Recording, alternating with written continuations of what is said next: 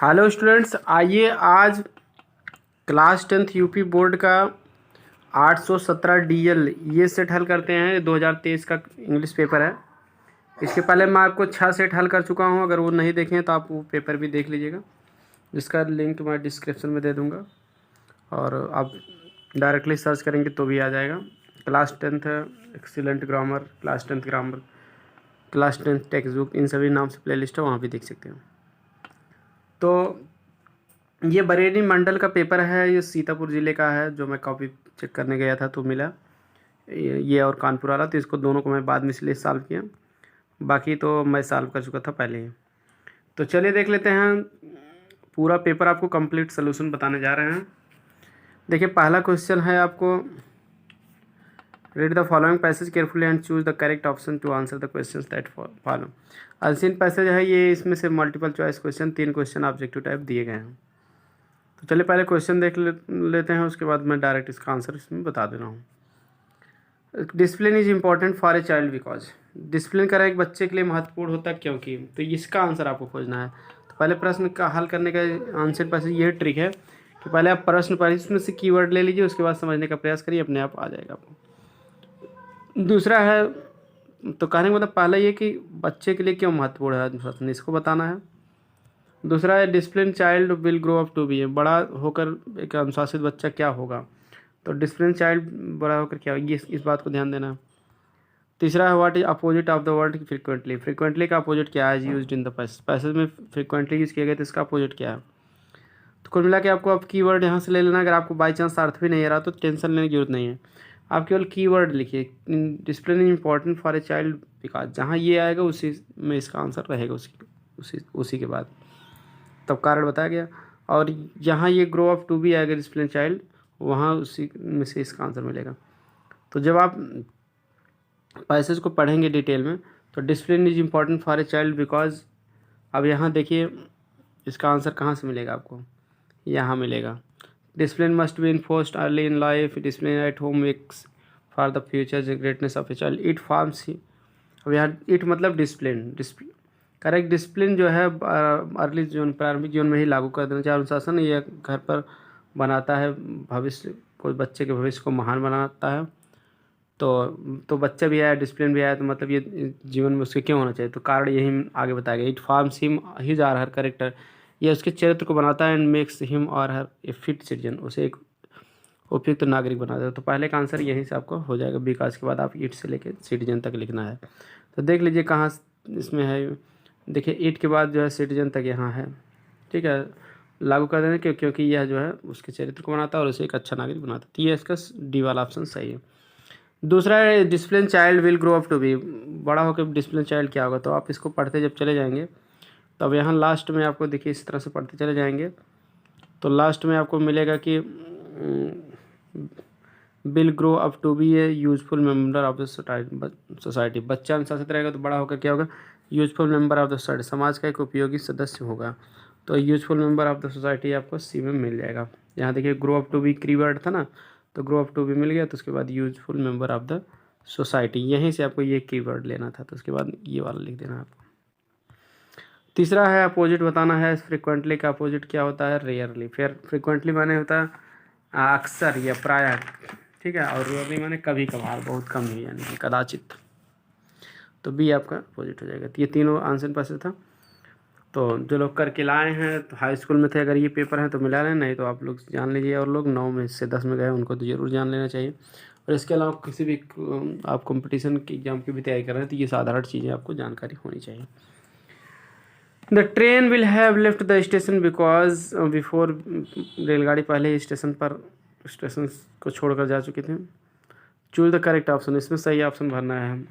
Before के बाद क्या लिखा जाएगा, तो आपको बिफोर के बाद रीचेज हो जाएगा, ठीक है। उसके पहुंचने से पहले ट्रेन जो है स्टेशन से जा चुकी थी, इसका अर्थ है ये स्टेशन छोड़ चुकी थी। कारण क्या है कि देखिए रूल भी जानते रहिए, विल हैव के साथ थर्ड फॉर्म फ्यूचर परफेक्ट में लगता है, और फ्यूचर परफेक्ट में पहले शब्द आता है तो पहले फ्यूचर परफेक्ट लिखा जाता है, तो बाद वाला प्रेजेंट इंडेफिनिट में लिखा जाता है। ही एक वचन है तो प्रेजेंट इंडेफिनिट में रीच का रीचेज हो जाएगा, इसलिए ऑप्शन सी डी सही है, ठीक है। If you do not work your work if you do not do your work carefully you are, ये तो आप अपना काम सावधानीपूर्वक नहीं कर रहे हो तो आप क्या हैं, यू आर केयरलेस, आप तब लापरवाह हैं। तो इसलिए आपका सी सही हो जाएगा। अच्छा, छठवां वाला रीऑर्डरिंग है, rearrange the following words clusters to make a meaningful sentence. निम्नलिखित शब्दों के समूह को आप फिर से व्यवस्थित करके एक सार्थक वाक्य बनाइए। तो सार्थक वाक्य बनाएंगे तो सीधी सी बात है, अब इसमें सभी में इसमें प्रश्नवाचक लगा, यानी प्रश्नवाचक वाक्य ही बनाना है। तो प्रश्नवाचक वाक्य में देखिए यहाँ कहीं WH नहीं मिल रहा है, तो आप पहले सहायक्रिया कर दीजिए। सहायक्रिया क्या है, डू। डू कहाँ है, ठीक है, बी वाले में।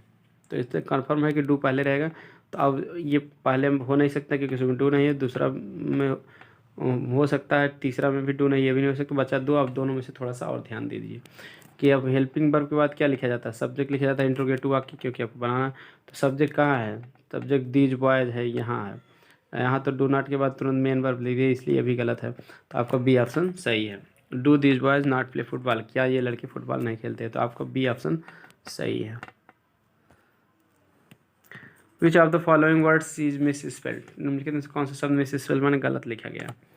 तो डिस्टिंग्विश पहला ही शब्द गलत मिल जा रहा है, क्योंकि डिस्टिंग्विश की स्पेलिंग होता है DISTINGUIS। डिस्टिंग्विश माने से पीड़ा, परेशानी, ठीक है, पीड़ा, तकलीफ, ठीक है, किसी को पीड़ा देना। अब देखिए कॉम्प्लेक्स माने से अपराधी, पेरिस माने नष्ट होना, पनिश माने दंडित करना। तो ये तीनों सही है, ठीक है। तो ऑप्शन नंबर आपका ये है, क्योंकि गलत बताना था। मीरा लुक्स हर अपेरेंट्स वेरी वेल, मेरे अपने माता पिता को बहुत अच्छे ढंग से लुक्स के साथ क्या लेंगे, देखभाल करती है। लुक आफ्टर माने देखभाल करना, लुक के साथ प्रीपोजिशन यहाँ आफ्टर, क्योंकि माता पिता की बात किया गया तो उसकी देखभाल करने की बात है।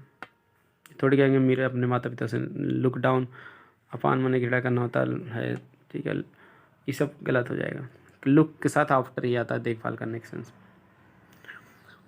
नावा देखिए अब यहाँ प्रोज से दिया गया है, प्रोजेक्ट से जो है दिया गया है, और इसमें जो है आपको भरना था, ठीक। तो एनी फ्रैंक जो डायरी था, ठीक है, उसी से जो है लिया गया है यहाँ। तो my father the most adorable, ये इसमें क्या है कि the author's father didn't marry until he was, लेखक के पिता जो, ठीक है वो लेखिका के पिता वो डायरी तब तक नहीं लिखे थे जब तक वो कितने साल के नहीं हुए थे, इसको खोजना है। और the author father immigrated to Holland, Holland चले गए थे लेखक के पिता, लेखिका के पिता कब गए थे, तो इसको खोजना है। तो देखिए ऑप्शन इसमें दिया ही गया है, कब तक शादी नहीं किए थे, तो यहाँ पढ़ेंगे जब, तो हो गए आई हैव एवर सीन, ठीक है। मोस्ट मैं मेरे पिता सबसे पूजनीय पिता थे, आई हैव एवर सीन जिसे मैं कभी देखी। Didn't marry my mother must तब तक नहीं चाहिए अंटिल ही वाज 36, तब जब तक 36 के नहीं होते। 36 कौन में, डी वाला ऑप्शन सही है। अगला है the author father immigrated to Holland, Holland immigrate में चले गए, कहाँ देखिए लास्ट में दिया my father immigrated to Holland, 1933 में गए थे। 33 सी आपका आंसर सही है, ठीक है। अगला है Lencho wrote to God if you don't help me my family and I will go this year, क्या भरा जाएगा, हंगरी भरा जाएगा। I will go hungry this year, तो मैं और मेरा परिवार इस साल भूखे रह जाएगा। बराबर है that took place in the lovely sandstone amphitheatre form by the union building in Pretoria, ठीक है। तो अब इसमें क्या भरा जाएगा, क्या हुआ था, मतलब कि सुंदर, ठीक है, जो बिल्डिंग बनी थी प्रिटोरिया में, तो उसमें जो है क्या हुआ था, तो सेरेमनी हुआ था। सेरेमनी माने होता है संस्कार हुई होता है, समारोह होता है, तो यहाँ समारोह हुआ था उसमें ना, तो जब उद्घाटन समारोह था, तो सेरेमनी किताब में सेम टू सेम लाइन मिलेगी, जो आया वही भरना है। गर्ल बलिम, हाँ बल्लियामई वाज कॉल्ड, बल्लियामई को लड़की जो थी उसको शार्ट फॉर्म में क्या कहा जाता, शार्ट में बली कहा जाता था। तो बी ऑप्शन आपका सही है। अब यहाँ देखिए आपको स्टैंजा दिया, इसी में से क्वेश्चन आपको लिख देना है। द वे एक रोड सुक down on me the dust of snow from him laughter, ठीक है। तो डस्ट ऑफ स्नो कविता से ही लिया गया ये। अब देखिए यहाँ what is dust of snow, dust of snow क्या है, तो ये इसका मीनिंग बताना है। तो डस्ट ऑफ स्नो माने मतलब बर्फ़ का कण, तो पार्टिकल्स ऑफ स्नो माने बर्फ़ का कण, तो यही आप इसका मीनिंग है। डी वाला ऑप्शन सही है।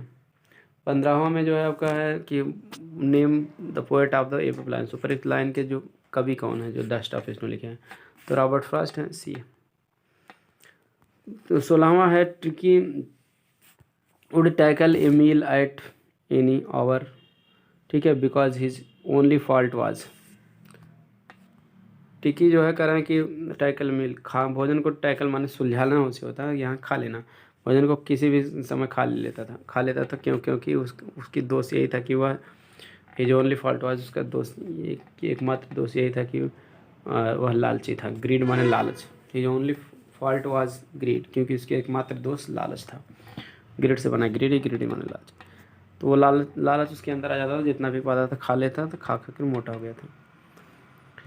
In 2 weeks, Tiki had been transformed into a little hard muscled, ठीक है। 2 हफ्तों में Tricki had been transform, Tricki बदल गया था इंटू ए लाइद, लाइद मतलब लोचदार, हार्ड मसल्ड माने कठोर तंतुओं वाला। किस में बदल गया था? पशु में बदल गया था, animal. Same to same line किताब में आई है तो एनिमल इसमें भरा जाएगा। Madam Loisel suffered from, madam Loisel जो है कष्ट सही थी। किससे कष्ट सह रही थी? तो ठीक है, ये जो मेटिल्डा वाली कहानी है उसमें मैडम लॉयजल भी है, ठीक है। जो थी मटिल्डा। तो अब यहाँ क्या है, मैडम लाइजल उसको ही कहा गया कि मटिल्डा को ही, क्योंकि मिस्टर लाइजल उसके पति थे तो उसकी पत्नी है। तो वो किससे कष्ट चाहती थी? तो पॉवर्टी ऑफ हर अपार्टमेंट, अपने घर की गरीबी के कारण। अपार्टमेंट्स रूम होता है, कमरा होता है, घर होता है, घर भी होता है, तो घर की गरीबी के कारण, या सैबी वाल्स भद्दी दीवारों के कारण, ठीक है, भद्दी दीवार या बदरंग दीवार, जीड़ सीड़ दीवार, वार्न चेयर्स या टूटी फूटी जो कुर्सियाँ थी जीड़ सीड़, उनके कारण। तो ये सभी बातें आई हैं किताब में कि भाई अपने घर की गरीबी, ठीक है, बदरंग दीवारें और जीड़ सीड़ जो कुर्सियाँ थी, इन सभी से कष्ट बसाती थी। तो इसलिए ऑप्शन आपका डी हो जाएगा, all A B and C are correct. भोले's फादर रामलाल हैड, भोले के पिता रामलाल के पास थे, ठीक है। कितने थे? 3 पुत्र थे, 4 पुत्रियाँ थी। ये आपका सही है पहला। But I will not have such a mean greedy contemptible, लेकिन मैंने नहीं देखा है, मुझे नहीं ऐसे मीन में तुच्छ, लालची, कंटेम्प्टिबल मैंने घृणित, कवर्ड मैंने कार को मैं अपने पति के रूप में स्वीकार नहीं करूँगी। हैव मीन्स यहाँ स्वीकार करना होगा। आई विल नॉट हैव माने मैं नहीं स्वीकार करूँगी, या सच मीन ऐसे तुच्छ, लालची और घृणित कायर को एज माई हस्बैंड, अपने पति के रूप में नहीं स्वीकार करूँगी। What does this statement suggest, यह कथन क्या सुझाव देता है? तो यह कथन ये सुझाव देता है कि भोली वाज बोल्ड, भोली क्या थी? साहसी थी। तो इस तरह से OMR वाले 20 क्वेश्चन हुए। अब लिखित दिए हैं, उसको भी देख लेते हैं। तो आप देखिए, इसमें जो है आंसर पैसेज मैं क्वेश्चन पढ़ के डायरेक्ट बता दे रहा हूँ आंसर आपको, क्योंकि ट्रिक यही है कि आप अर्थ आ रहा तो अच्छी बात है, 1-2 बार पढ़िए, फिर नहीं तो आप कीवर्ड इसमें से ले लीजिए मेन शब्द, और उसके बाद जो है फिर उसके बाद पढ़ते चले जाइए, जहाँ मिलेगा वहीं इसका आंसर हो जाएगा। Why was Rahim jealous of Hussain, Rahim Hussain से क्यों जीलस था, ईर्ष्यालु था? पहले हम प्रश्न पढ़ते रहे, उसके बाद आंसर पढ़ते चले जाएंगे, जो आंसर मिलेगा बताते चले जाएंगे उसमें सब। पहली बात यह है कि रहीम जीलस ऑफ हुसैन, ये ट्रिक आपको मतलब कीवर्ड लेना। What did Rahim complain to the जज, कब रहीम कंप्लेन क्या किया जज से? कंप्लेन टू जज, इतना ख्याल देखना है आपको। What proposal did Rahim make to test the honesty of Hussain, Hussain की ईमानदारी को चेक करने के लिए, परीक्षण करने के लिए क्या प्रस्ताव रखा? रहीम जो है परीक्षा के लिए क्या प्रस्ताव रखा था? तो ये आपका है proposal, Rahim make honesty of Hussain, ये कीवर्ड हो। Which word in the passage means truthfulness, truthfulness माने होता है सच्चाई। तो सच्चाई के पैसेज में किस शब्द का मतलब होता है? ट्रूथफुलनेस माने सच्चाई। ये चीज़ आपको बताना है, ट्रूथफुलनेस माने सच्चाई पे जो है। तो चलिए देख लेते हैं इसका फटाफट आंसर, ठीक। पढ़ते चले जा रहे हैं, जहाँ उत्तर मिलेगा बता देंगे, ठीक। Rahim and Hussain were neighbours, Hussain was an honest man, ठीक है। He was liked by all people in the village, ठीक है। तो अब यही आगे कि भाई कोई भी गांव के सभी लोगों द्वारा पसंद किया जाए तो कुछ लोग उसकी जलन भी करेंगे। तो यही प्रश्न ही था कि why was Rahim jealous of Hussain, तो आपको कर देना कि Rahim was jealous of Hussain, Hussain से क्या था? जीलस, ईर्ष्यालु था। फिर बिकाज करके बता देना कि ही, ठीक है। ही मतलब हुसैन, हुसैन भी लिख सकते हो अपना नाम। यही के बाद कोष्टक मुझसे लिख सकते तो was liked by all the people in the village, क्योंकि वह जो है गाँव में सबके द्वारा पसंद किया जाता था। तो आप यहाँ ही भी लिख सकते हैं, हुसैन भी लिख सकते हैं, यही के बाद कोष्टक मुझसे लिख सकते हैं, चाहे जैसे लिख दें गलत नहीं होगा। दूसरा है what did Rahim complain to the जज, रहीम जज से क्या कंप्लेन किया।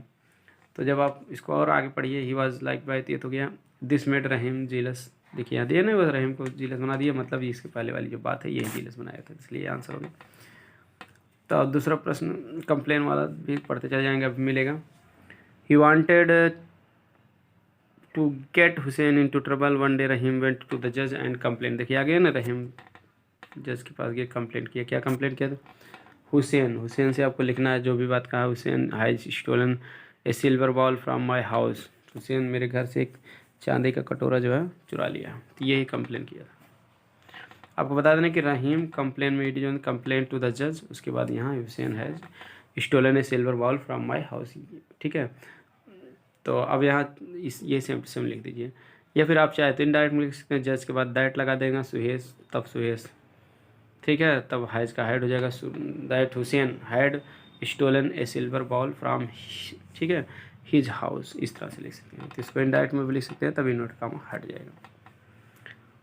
What proposal did Rahim make to test the honesty of Hussain, Hussain की ईमानदारी को परीक्षण करने के लिए क्या प्रस्ताव रखा रहीम। तो सी वाला जो है आपका पढ़ते चले जाएंगे जब, तो यही प्रस्ताव रखा था, देखिए पढ़ते चले जाए आगे। हाँ, जज asked Hussain brought to the court, he said to the judge, my lord, I am honest, I didn't steal the ball. Asked Rahim to prove that I stole it. Rahim said, my lord, we can put this honesty to test. Just रखूँगा, इसके लिए क्या प्रस्ताव रखा था, ये है कि I will put a piece of red heart, मैं, ठीक है, एक लाल हार्ट आयरन, गर्म लोहे का एक टुकड़ा लूँगा, यानी गर्म लोहा लूँगा, इन हिज हैंड्स, उसके हाथों में रखूँगा, ठीक। If he can hold it, यदि वह इसे पकड़ सकता है गर्म लोहा, तो इट इज हिज हैंड्स, यदि वह इसे अपने हाथ में, hold it in his hands, अपने हाथ में पकड़ लेगा, that will prove his honesty, तो यह उसकी ईमानदारी को सिद्ध कर देगी। तो यही मतलब जो रखा है, तो यही आपको बताना कि रहीम मेड, ठीक है, प्रपोजल को यहाँ कर देंगे, made proposal to test the honesty of Hussain, ऐसे कर देना। उसके बाद आई विल पुट से लेके पूरा लिख देना लास्ट तक, I will put a piece of gold red, ठीक है, यहीं से आप लिख दीजिए, या फिर आप इसको पूरा भी लिख सकते हैं, my lord we can put से भी कह सकते हैं आप, कोई दिक्कत नहीं है, ठीक है, यहीं से आप लिख दीजिए अनिश्चित तक, या इसको पूरा भी आप लिख सकते हो इन्वर्ट काम में माई लॉर्ड से, या फिर आप इसको इनडायरेक्ट में लिख सकते हो, कोई दिक्कत नहीं। अगला है, हाँ, तो लास्ट तक लिखना, इतना ध्यान देना, चाहे माई लॉर्ड्स लिख दीजिए या आई विल पुट से ही लिखें तब भी सही है। Which word in the passage mean truthfulness, किसका मतलब ट्रूथफुलनेस है सर, पैसेज में किस शब्द का मतलब, तो जब आप पढ़े जाएंगे ऐसा कोई शब्द में नहीं मिलेगा, यही एक शब्द मिलेगा, ऑनेस्टी, ऑनेस्टी माने ईमानदारी होता है, ट्रूथफुलनेस माने सच्चाई, जो सच्चाई पर चलने वाला रहेगा वो क्या रहेगा, ईमानदार। उसके बाद देखिए आपका ये हो गया, फिर 22 नंबर का क्वेश्चन देख लेते हैं। 22 नंबर में आया कि आपको write letter to your mother requesting her to send your sister for admission in the university degree college to continue her studies, अपने माता को ये पत्र लिख देना, उनसे ये रिक्वेस्ट करना कि अपनी बहन, आपकी बहन को भेज दें एडमिशन के लिए यूनिवर्सिटी में या डिग्री कॉलेज में, किसी भी यूनिवर्सिटी का नाम बता दो या डिग्री कॉलेज का नाम बता दो, टू कंटिन्यू हर स्टडीज, जिसमें जहाँ वो अपनी पढ़ाई जारी करें। तो कुल मिलाकर अपनी माँ को पत्र लिख के उनसे रिक्वेस्ट करना कि बहन को पढ़ने के लिए भेज दीजिए। अगला है, या फिर आप इसको एप्लीकेशन प्रिंसिपल को लिख दीजिए कॉलेज ये स्कूल के, requesting him to grant you full fee concession in fees showing that your parents are not in position to afford it. ये लिख देना कि आपके माता पिता जो हैं कंडीशन ठीक नहीं, स्थिति उनकी सही नहीं है, अफोर्ड दे सकना, फीस दे सकने में वो समर्थ नहीं है, तो कंसेशन कर दें, रियायत कर दें, छूट कर दें। फीस माफ़ी के लिए है, ये आपको हर प्रकाशन किताब में दिया गया है, चाहे राजू प्रकाशन हो चाहे एक्सीलेंट हो। वैसे इन सभी का मैं वीडियो भी मैं बना दिया हूँ, एक्सीलेंट का पूरा एक एप्लीकेशन जो इम्पोर्टेंट है, और मास्टर वीडियो भी मैं बना दिया हूँ राजू प्रकाशन का भी, ठीक है। तो आप चाहे एक्सीलेंट का प्रकाशन के या राजू प्रकाशन, दोनों का ग्रामर चैनल पे अपलोड है, आप देख लीजिए। एक्सीलेंट ग्रामर क्लास 10th या क्लास 10th राजू प्रकाशन ग्रामर, दोनों पूरा अपलोड है, आप देख सकते हैं। या वैसे सर्च करेंगे एप्लीकेशन और letter master video by Ramesh तो भी आ जाएगा। अगला है write report on the importance of trees. 82 महत्व, पेड़ों का महत्व बताना, ये निबंध लिखना है। इसमें देखिए हिंट आपको दे दिया गया कि टाइप्स ऑफ ट्रीज, ये हेडिंग डाल लेंगे तो पेड़ों के प्रकार, देयर यूटिलिटी, उनकी उपयोगिता, इन्वायरमेंट पर्यावरण, प्रोडक्ट्स दैट दे गिव, जो प्रोडक्ट वो उत्पाद देते हैं, ट्रीज एंड ह्यूमन हेल्थ, ये मतलब वृक्ष और मानव का स्वास्थ्य, योर इन्वायरेशन आपको प्रभाव किया, इन सभी के ऊपर आपको लिखना है। या फिर आप इसको ना लिख पाओ तो ये पब्लिक पार्क के ऊपर लिख दीजिए। Need of park in cities and town, शहरों और कस्बों में पार्क की क्या आवश्यकता है। पार्क इन द और सिटी, हमारे कस्बे में, शहर में पार्क जो है। द बेस्ट पार्क ऑफ और सिटी, हमारे शहर का सबसे अच्छा पार्क। इट्स फीचर्स, इसके लक्षण क्या हैं, एडवांटेजेस, इसके लाभ क्या हैं, योर ओपिनियन, आपकी राय क्या है, ये सब। चलिए देखिए 24वां क्वेश्चन है, my father said to me, do you want to continue your studies. तो my father said to me का हो जाएगा आस्क्ड मी, ठीक। उसके बाद do you want, first type है। आस्क्ड मी के बाद इफ़ लगा दिए। इफ़ यू का जो हो जाएगा आई, वांट का wanted. If I wanted to continue, your की जगह हो जाएगा मी के अनुसार my studies. My father asked me, मेरे पिता ने मुझसे पूछा कि क्या मैं अपनी जो है पढ़ाई को जारी रखना चाहता था। If I wanted to continue my studies, ये हो जाएगा। देखिए यहाँ पैसिव वॉइस है, इट वरीज मी, यह मुझे चिंतित कर देता है, तो इसका पैसिव वॉइस जो होगा आई, मी का आई हो जाएगा आई एम वरीड, मैं चिंतित हो जाता हूँ। बस इतना ही लिखने की ज़रूरत है, इट को भी कोई ज़रूरत नहीं है। लेकिन अगर आप लिखना चाहते हो तो आप तब ऐसे भी लिख सकते हो, आई एम वरीड। बस इतने से ही आपका मतलब है, कोई बाई की जगह इट लिखना जरूरी नहीं है। अगर आप इट लिखना ही चाहो तो आपको बेटर होगा कि आप अबाउट इट लिख दीजिए। I am worried about it, क्योंकि वरी के साथ अबाउट लगता है किस चीज़ के बारे में चाहते हैं। I am worried about it, तो पैसिव वॉइस में इस तरह से लग जाता है, ठीक है। अगला है punctuation the following, punctuate the following. Punctuation करना है तो देखिए, Ram do you like my dress, said Shyam, ठीक है। तो आपको सबसे पहले क्या करना है कि इन्वर्ट कामा लगा देना है, उसके बाद राम लिखना है, फिर कामा लगा देना है, फिर do you like my dress, ये पूरा लिख देना है, फिर इन्वर्ट कामा बंद कर देना, नीचे कामा कर देना है, और सेड श्याम, श्याम में बड़े करके आपको लिख देना है, फुल स्टॉप कर देना, और कुछ नहीं करना, क्योंकि वही रिपोर्टिंग स्पीच बाद में हो गई रिपोर्टिंग पर, तो आपको उधर से ही जान लीजिए कामा लगा कि इधर आप चलते आइए, लेकिन पहला अच्छा बड़े कर दीजिए, बस स्टॉप यहाँ कर देंगे। ट्रांसलेशन भी देखिए बता दे रहे हैं। एक दिन मैं अपने मित्रों के साथ एक बाग में घूमने गया, ठीक। एक दिन मैं अपने मित्रों के साथ बाग में घूमने गया, तो one day I went to walk with my friends, I went to walk in a garden, भी कह दीजिए with my friends. One day I went, ठीक है, to walk in a garden with my friends. बसंत का मौसम था, it was the spring season, फूल और फूल खिले थे, एंड फ्लावर, ठीक है, फ्लावर्स वर ब्लूम्ड, फूल खिले थे। हम लोगों ने वहाँ बहुत सी रंग बिरंगी तितलियाँ देखी। वी सा देयर, ठीक है, बहुत सी रंग बिरंगी, ठीक है। मैनी कलर्ड या मल्टी कलर्ड भी कह सकते हो, मल्टी कलर्ड माने भी होता है बहुत बहुत कलर वाले, मल्टी कलर या मैनी कलर्ड। बटरफ्लाइज, हम लोगों ने एक ऐसी चिड़िया देखी जो बहुत सुंदर थी, ठीक है। There we saw such a word, एक ऐसी चिड़िया, we saw such a word, हम लोगों ने एक ऐसी चिड़िया देखी जो बहुत सुंदर थी, ठीक है। Which was very beautiful. उसके बाद देखिए 25वां है आपका लिटरेचर पोर्शन आ गया, कि आपका जो है प्रोज से आया है, दो क्वेश्चन आए हैं, एक एक आपको करना है, इसको आप ज़रूर तैयार कर लीजिए। उसके बाद देखिए 26वां चलते हैं। 26वां है, ये लॉन्ग क्वेश्चन है नेल्सन मंडेला का। तो 2 दिया है, 2 में से किसी एक के बारे में आपको करना है। 27वां में भी वही है कि जो है mention 3 things that human do and animals don't do. 3 चीज़ों का चर्चा करो जो जानवर लोग करते हैं, मनुष्य नहीं करते। 4 lines of any poem prescribed in your syllabus, do not copy the lines given in this question paper. जो जानवर नहीं करते उसके बारे में लिखो। ये क्वेश्चन आपको कविता से आया है, ये इसको लिखो, या फिर आपको करना है सेंट्रल आइडिया लिख के 4 से लेना, दोनों में कह सकते। सॉरी, सेंट्रल आइडिया नहीं, इसमें 4 लाइन की कविता लिखना।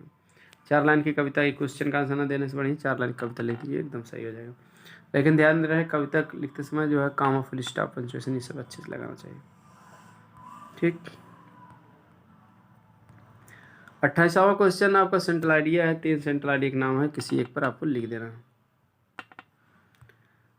29वां जो है answer any one of the following question in about 30 to 40 words. How many rupees did Hari find when he counted the note. जब हरी नोट पाया था तो उसे कितना धन फाउंड माने मिला, कितना धन मिला था उसको। तो इसका करेक्ट आंसर हो जाएगा 600। ठीक है, तो हो जाएगा हाँ। तो कह देना कि हरी सिंह फाइंड की जगह फाउंड, हरी सिंह फाउंड 600। ठीक है ना, 600 रुपीज़, 600 रुपये। When he counted the notes, बस हो गया। What did Griffin through of suddenly. अचानक ग्रिफिन क्या उतार के फेंकने लगा। ठीक है, तो अब जानते क्या क्या फेंका था। तो आज Griffin through of suddenly bandage फेंका था, WHISKERS। विस्कर्स, इसको ये भी ठीक है, इसको भी फेंका था। विस्कर्स माने गलमुच्छा होता है, गलमुच्छा फेंक दिया था। फिर उसके बाद और क्या फेंका था, स्पेक्टिकल्स। स्पेक्टिकल्स माने चश्मे भी अपना निकाल के फेंक दिया था। एंड फॉल्स नोज, एक नकली नाक लगा लिया था, उसको भी क्या किया था, फेंक दिया था। तो ये सभी चीज़ें निकाल के फेंक दिया था और अदृश्य हो गया था। तो यहाँ 2 में से केवल एक ही करना था, तो आपको अर्थ जानकारी के दोनों बता दिए।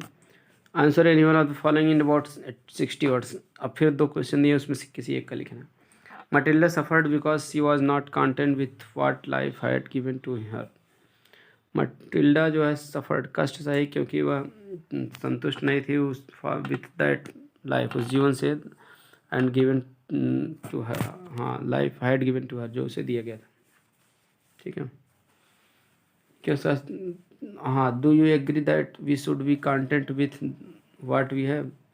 क्या तुम इस बात से सहमत हो कि हमें भी जो भी हमारे पास है उस पर संतुष्ट रहना चाहिए। तो इसको अंडरस्टैंडिंग से अपने आप देना है आपको। ठीक है, या फिर आप dowry is negation of the girls dignity. दहेज लड़की की प्रतिष्ठा का, ठीक है, निगेशन है। मतलब ये प्रतिष्ठा के हिसाब से देखा जाए तो निगेशन है, मतलब मनाही है, रोकना चाहिए इसको। Discuss it with reference to the story Bholi. इसे भोली की कहानी के संदर्भ में जो है बताने का कष्ट करें, समझाने का प्रयास करें। तो चाहे इसके बारे में लिख दो, चाहे इसके बारे में लिख दो, बात एक ही हुआ।